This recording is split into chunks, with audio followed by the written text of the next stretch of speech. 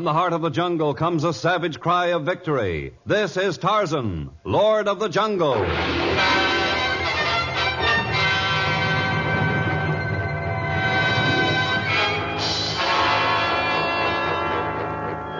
From the black core of dark Africa, land of enchantment, mystery, and violence, comes one of the most colorful figures of all time, transcribed from the immortal pen of Edgar Rice Burroughs.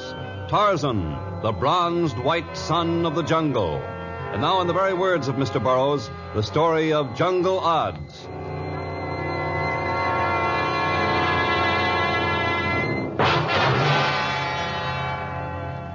New York City is a long way from equatorial Africa, and the maze of Manhattan's teeming streets are far different from the tangled growth of Tarzan's jungle. But in some ways, they're closely akin, for in the city, too, man pits his strength and his wits against the odds of life. For a good many years, Jerry Mulqueen had concentrated his wits on the odds to be encountered at the racetracks and the gambling casinos of the world, and of late his luck had been all bad. Gambling czar Vic Moratti knew about Mulqueen's financial state. It was his business to know such things. The way I get it, you're broke. And you've already borrowed from every easy touch in town. Yes, I borrowed a few bucks, but my luck's bound to change. How many losers can I pick in a row?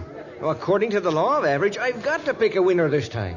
The odds against my picking another loser... You and your odds. Well, now, look, Moratti. After all the money I've spent with you, my credit ought to be good for one last bet. Just one little bet. That's all I'm asking credit for. Just one chance to get even. What happens if you lose again? Oh, you'll collect. I swear it. I've got money at home. It's just... Well, I can't get my hands on it unless I'm really desperate. Well, you'll be plenty desperate if you try to welsh on a bet with Vic Moratti. If I owe a guy money, I'll follow him to the ends of the earth to pay it off. But if someone owes me dough, I'll go twice that far to collect. You understand that? Yes, I understand. Now, how about it? Is my credit good for one bet? I'll give you 24 hours credit for one bet. You call it. Good. What are you quoting on Happy Times in the fort? 12-1. Yeah, but take a little friendly tip, Odds. That nag'll still be running when they're cleaning up the park. Don't call me Odds. Don't be telling me how to bet. I've got this one figured. Okay. But if you're making a bet on Happy Times, you better get it down. It's almost post time now. Well, 5,000 on Happy Times. On the nose. 5,000 on that plate. You better have the money at home, Mr. Mulqueen. Is it a bet? Yeah, it's a bet. Well, I certainly appreciate it. Never mind appreciating anything. Just get it up if you lose. Be ashamed to make an orphan out of that sweet little girl you've got. Say, they must be running by now. How about turning the radio on? We'll get the results over the wire service in a few minutes. The guys over at the crap table don't like the radio blasting. Oh, just turn it on low. I've got to hear what's happening. Okay. See, 12-1. 12 times $5,000 is 6. Hey, don't be spending your money yet. That ice wagon horse hasn't got a glimmer. Your 5,000's on ice so far as I'm concerned. Happy Times. The radio, it's warming up now. And at the half inch, somebody's fortune, half a length, smart money, Rubicon, and Happy Times. Oh, come on. Smart money moving up on the outside, Rubicon and Happy Times juggling for rail position. Come on. And at the turn, it's smart money, somebody's Come on, fortune, Happy Times. Gold Duster, Rubicon, and Walter's Folly. Going into the stretch, it's smart money and Happy Times. They're neck and neck. On, Happy Times. It's smart money. Oh. Smart money, the winner by 1/4 of a length. Happy Times, second by a length. And somebody's fortune is third. Oh, no, it What'd can't you turn be. it off for? I wanted to hear the track prices. Well, turn it back on if you want to. I'm going anyhow. I expect to see you tomorrow. With the money, Mr. Rod's Mulqueen.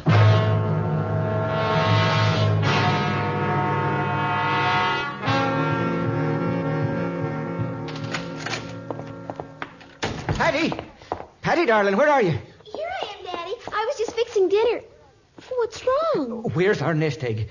Where have you got it hidden? Well, you told me I wasn't to tell you, that it was for a rainy day. Well, this is it.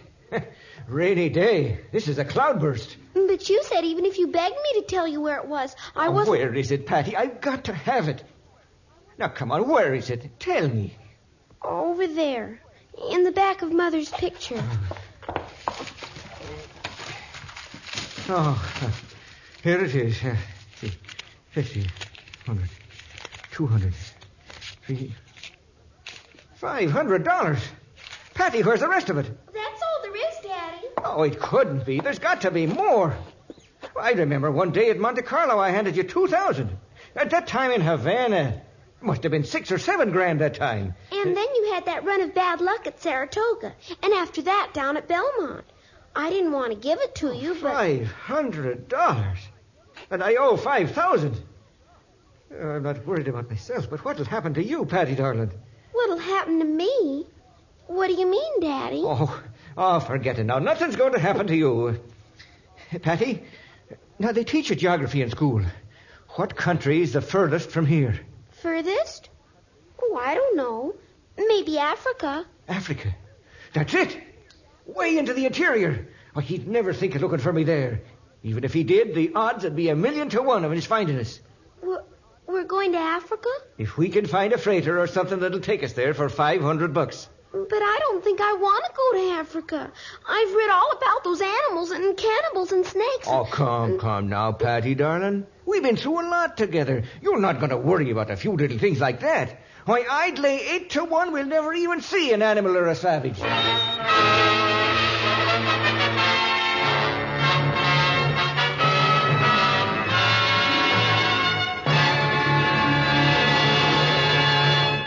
In just a moment, we'll return to our exciting story of Jungle Odds.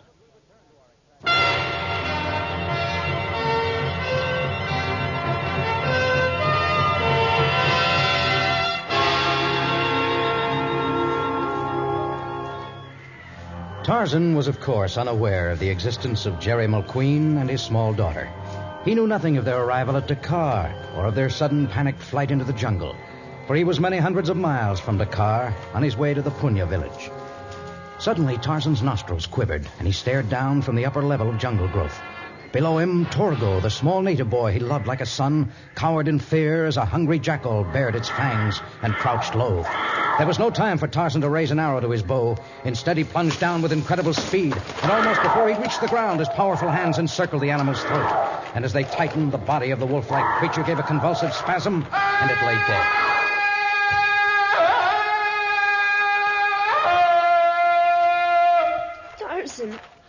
Tarzan. I am very angry with you, Torgo. Torgo not mean to wander from crowd. Oh, I've almost given up hope of teaching you to remain within the village. But if you wander into the jungle, you must be prepared to defend yourself. Now, where are the bow and arrows I made for you? Torgo lose. You lost them? Oh, that was careless of you, Torgo. Come on, we'll go into the village and see if we can find them. Not lose that way. Not what way? What are you talking about? Me lose bow and arrow to other Punya boy. Torgo say he can run faster. Korakulo say he run faster. If Torgo win, he get Korakulo's arm bracelet. So, you put the bow and arrows as a stake in a contest. Oh, gambling is very bad, Torgo. Gambling? No, never mind. We'll talk about that later. Help me skin the hide from the jungle wolf here. We'll take it to your mother. Mama Nagama will be pleased with it, for its red color is most attractive. Yes, Mama Nagama like, but Tarzan... Now what's wrong? Torgo not help skin hide. Torgo lose his knife also. Another wager? Deal. Torgo say he's stronger than Yamariki. Oh, all right. I'll skin the animal myself. Only the next time I hear of you... What wrong, Tarzan? The scent of Tarmangani. A white man. And the scent is close. We hide? No. We'll stand quietly until we see what... Why, it's only a small girl. Little white girl. Same size Torgo. Jumbo Kijana. Are you cannibals? No, we're not cannibals. If we were, you might be in serious trouble. What in the world are you doing wandering all alone through the jungle? Well, I'm not really alone. My father's about a mile back, along that trail over there. He's trying to hang on to a vine bridge. It broke in two just after I got across. The Punya Bridge over Kayoko Canyon? He's only holding on by one slender little vine, and it must be thousands of feet down to the rocks below. Torgo, take the girl to the village with you. Oh, please hurry to my daddy. If there's any possible way, I'll save him for you, little white girl. Tarzan sped along the elephant trail like Usha the wind, for he knew that once the vine bridge had dried and broken, a single strand of twisted liana would not long support the weight of a man's body, and below were jagged rocks as sharp as bayonets. Within a matter of minutes, Tarzan had reached the narrow gorge at the mouth of Kayoko Canyon. In the distance, he could see a slender figure dangling like a marionette on a silken thread. But as he grew closer, the marionette became a man whose eyes were closed, whose face was taut and frightened. Great beads of perspiration dripped from his forehead, and it was clear that his strength was waning rapidly. Hold on. Hold on for another minute. I'll try. There's no place for you to get any footing. I know, but I have an idea. Just hold on. Did you see Patty, my little girl? Yes, she's safe. That's all I care about. Take care of her. Now, one more second. If I can just swing out on this vine, I may be able to reach you. No sense risking your life, too. Don't try. Ready now? Watch out, here I come. Got you.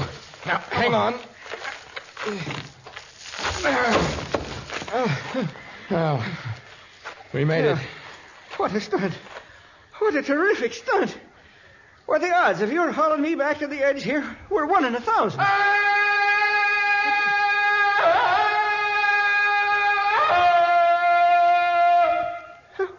What's the idea? Making that horrible cry. It is the sign of victory among the apes of the tribe who raised me. Apes? Yes, and we both achieved a victory over nature just now. Oh, you can say that again. I would have given 100 to 1. No one would even have found my body down there. Who are you, anyhow? I am called Tarzan, and I'm a man of the jungle. If you were more experienced in jungle ways, you would have known that bridges made from liana are not trustworthy during the dry season. Many of these bridges are years old, and when they become dry, they're most dangerous. I lay 8-5 that the weather had nothing to do with that bridge giving away. Huh? What do you mean? I don't know how he got ahead of us, but he must have. He knew which way we were headed, and he set a booby trap for Patty and me. He probably cut some of the strands that held that bridge. Yes, it's possible that an enemy might have done that. Let me look at the frayed ends. It's easy to see if the vines were cut. I can tell without looking. It's the sort of trick Mick Marathi would pull. Although I didn't think he'd want to kill little Patty, too. The vines were not cut. I think it's time you told me who you are and why you imagine you have an enemy in the jungle. My name's Jerry Mulqueen. I'm an American.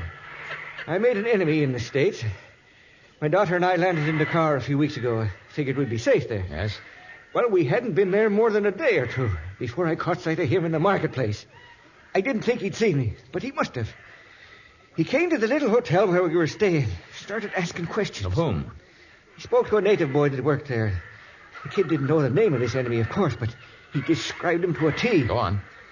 Well, there was only one thing to do. Plunge into the jungle. Get into it so deep he'd never find me. Yeah, that's what I thought. Well, he's been on our trail ever since we started out. And I'm exhausted. Yes, I can see you are. Well, I shall take you back to the Punya village where Patty's waiting for you. The village? That must be where we saw the smoke coming from. Saved my life, I guess. I told Patty to head in that direction. Oh, before we get started, I'd like to ask you one question. How do you know you're still being followed? Have you seen your enemy in the jungle, or have you heard him? No, but I feel it in my bones. I don't have to see or hear Vic Marathi to know that he's after me. To know that he'll never give up until he gets my money or my life. And I haven't got any money.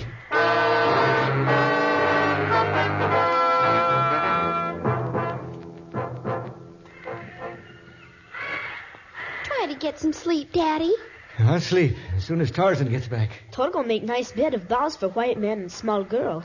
Why do you keep calling me a small girl? I'm bigger than you are. Not bigger. We stand up straight, back to back. Torgo bigger, I bet. Oh, I never want to hear that word bet again. Tell me, Torgo, when do you think you'll be back? He go look for bad man you imagine chase you. Maybe take long time for Tarzan to find. Unfortunately, I haven't imagined them. And unless I'm dead wrong, they can't be far away. And Tarzan back soon. Think I hear now. I can't hear anything. Torgo has best ears in village. Better than anyone Well, Torgo's ears are good. Aha, see? Jumbo, my new friend. Jumbo, Tarzan. What did you find out? Did you find any trace of them? I came upon a large safari of white men a few miles from here. One of them might have been the man you described. See, I was right. It wasn't my imagination. I don't know. I didn't enter the camp, although I drew close enough to hear their conversation. It seemed like a hunting party, for there were many porters and gun bearers. Don't try to hide anything from me, Tarzan. I've got to know for sure. I can't go on this way. I've got to know. What were they talking about? Well, the conversation was concerned chiefly with a man they called Odds. That's me. That's what they call me. It's my nickname, Odds Mulqueen. Well, then I'm afraid you were right. They are hunting for you.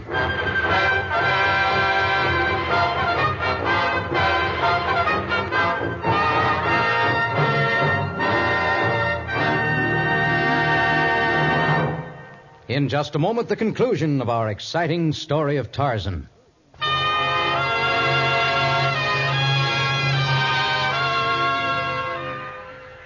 Yes, Torgo, that's the story I wrung from Mr. Mulqueen. He's fleeing from a gambling debt he couldn't pay. Gambling, much bad. Very bad. You start wagering a top or some marbles or bow and arrows, and you end up with your own life as the stake. Torgo not do that. Torgo never gamble again. Torgo promise. Well, I hope this is one promise you'll keep. Shall we go and help Mama Nagama fix breakfast for our guests now? Torgo carry food to him where white man and small girl sleep. Good. I'll come along just in case the load's a little heavy for you. Tarzan, it's Patty. I've got to talk to you. Come in. What's the matter, child? Little girl is cry. Daddy's gone. But no one could have entered the camp and taken him. I would have sensed the coming of strangers. Oh, no one took him. He ran away. Sometime in the night, he must have pinned this note near my bed and then just disappeared into the jungle. At first, when I woke up, I didn't know he was gone. And then I looked over to where he'd been. Here, let me see the note, will you? Thank you. What'd he say? He's leaving Patty with us, Torgo. He's decided she'll be better off without him. But I won't be. I want my daddy. Oh, hush, Kajana. Kajana mean little girl. You've got to find him, Tarzan. You've got to bring him back. If he's still alive. Well, if the two of you manage to get this far, he's probably still all right. He doesn't see things along the trail. I was the one who always saw the animals and snakes and things in time to warn him. He may even be dead by now. I'll leave right away, Patty. You stay here with the Punyas. I promise you that I'll bring him back to you, if it's humanly possible.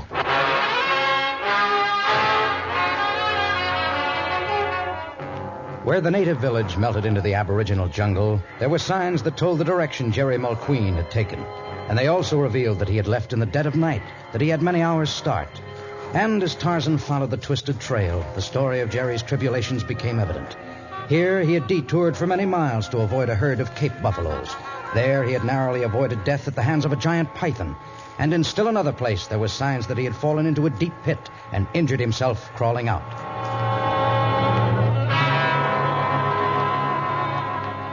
Finally, there were indications that he had been taken prisoner by a band of marauding Zulu warriors.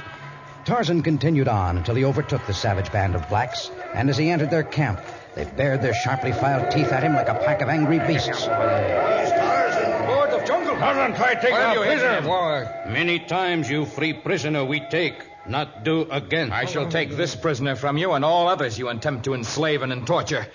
Now, where is he? He in Hima. But you try take, we kill him and you. Come on. You outnumber me badly, but if I go to the land of spirits, I shall not go alone. If one of you attempts to keep me from rescuing the white man, I will not hesitate to use my knife. You not scare us, Jungle Lord. All right. Now we'll see how brave you are with a knife held against your back. Not kill me. Me, great chief. If you are a great chief, your men will obey your orders. Tell them to bring the white man from the Hima. Bring white man from Hima.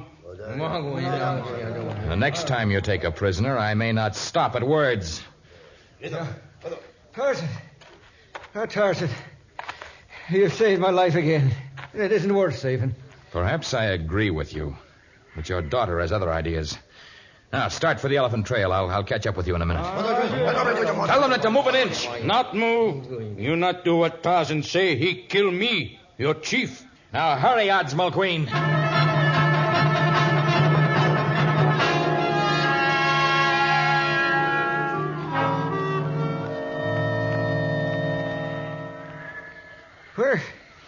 Where are we? I don't blame you for being confused here in this upper level of jungle growth. Now, this has all been too much for me, Tarzan.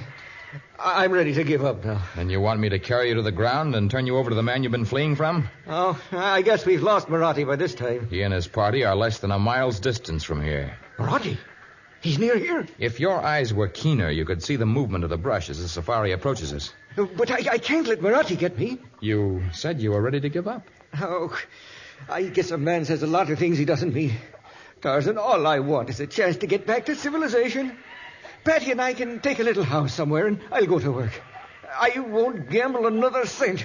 I'll save the money I owe Marathi, and I'll square myself someday.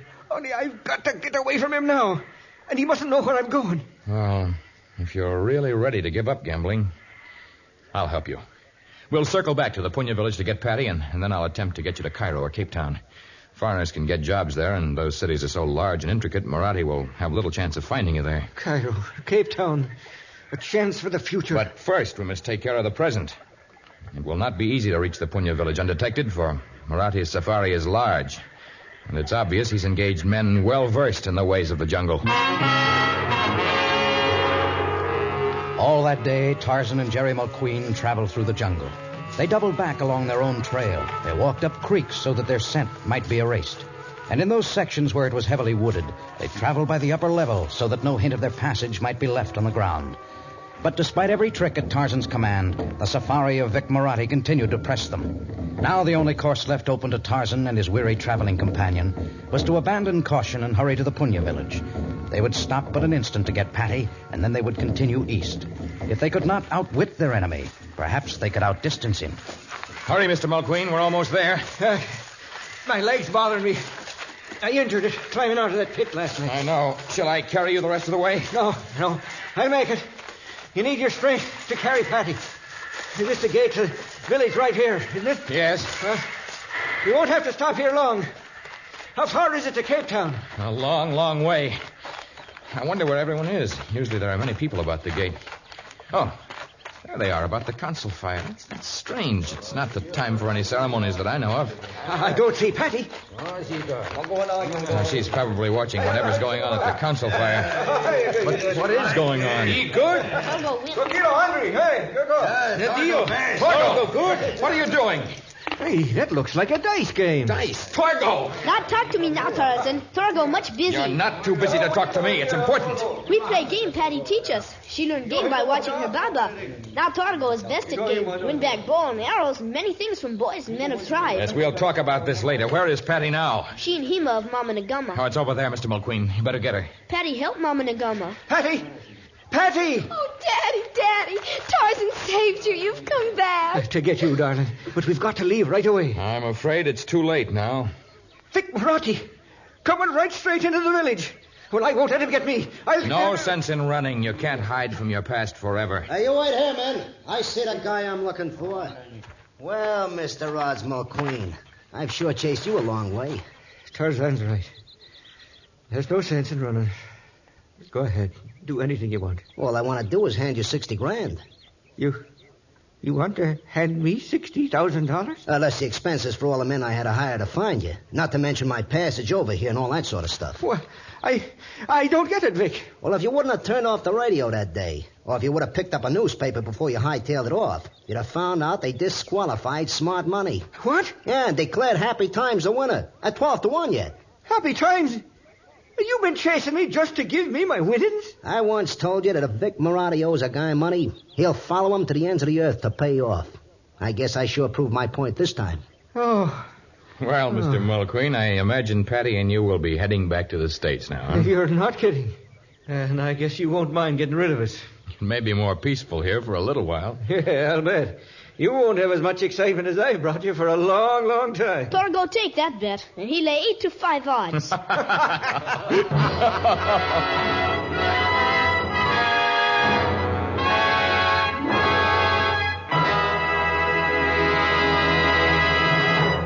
We'd like you to remain with us for another few moments so that we may tell you about our next exciting story of Tarzan.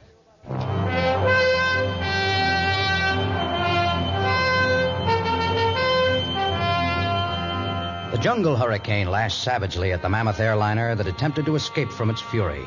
But one motor faltered, and then another, and in the end the mighty monarch of the air was reduced to a mass of tangled wreckage. But Captain Lawrence and Tarzan suspected that the elements had not been entirely to blame, and they uncovered an amazing story that was not reported in the newspaper articles headed, "All Presumed Dead." Tarzan, a transcribed creation of the famous Edgar Rice Burroughs, is produced by Walter White, Jr., prepared for radio by Bud Lesser, with original music by Albert Glasser. This is a Commodore production.